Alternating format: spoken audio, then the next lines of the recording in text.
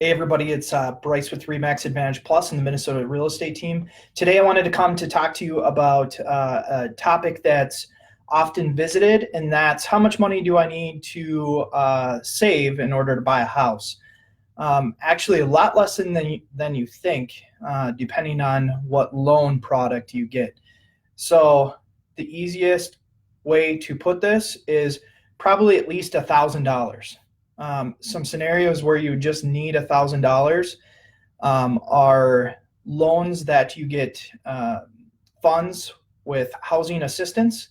So there's a program called Minnesota Housing Finance Assistance, which helps you with your down payment, usually with what's called an FHA mortgage.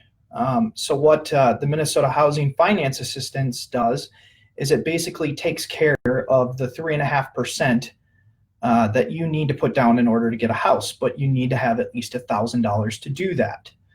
Other instances where maybe you need roughly $1,000 to get into a home is VA loans. So if you're a veteran, you're an eligible veteran, those loans are 0% down.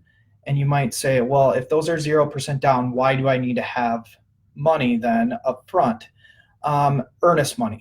So earnest money is what secures the loan, or it's collateral, basically, gives the seller the ability to keep that money as liquidated damages if for some reason you decide to walk away and you have no other out in the contract. And so oftentimes those who qualify for that 0% down VA loan, and they put that $1,000 down, will oftentimes get a check back at closing. So you're going to close on your home and they literally hand you a check. Sometimes that's the situation. And I would say most often those who qualify for a first-time home buyer, or I should say are a first-time home buyer and are looking to buy a home, an FHA loan is 3.5% down, so 3.5% of the purchase price.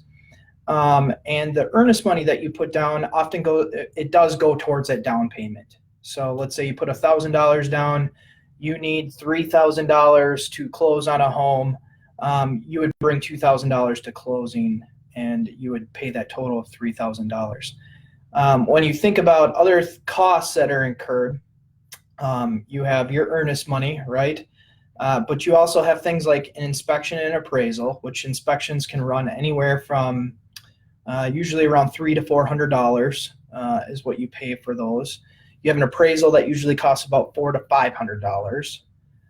You have what's called a broker commission fee. That's every brokerage out there charges this regardless, except for in the case of a veteran's loan. That fee is waived for our veterans. But anybody else who has a loan outside of a VA loan would pay typically anywhere from high 300s to $500 for that broker commission fee.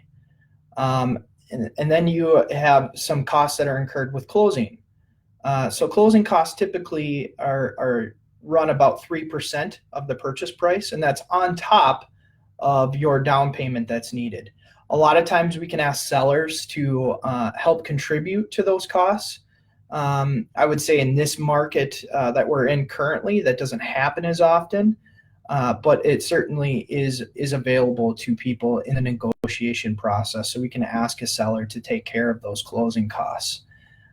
So really, it depends on the affordability and what you can afford and what you want for a payment. So if you are considering buying a home, talk to a lender, have them pull your credit, put in an application, gives you an idea of how much house you can afford. But it's safe to say that you want several thousand, but sometimes as low as $1,000 you can get into a home.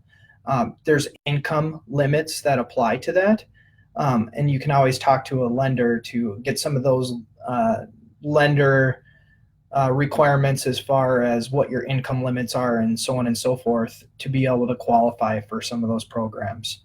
I hope this was helpful today. I hope you guys have a great day and a great weekend.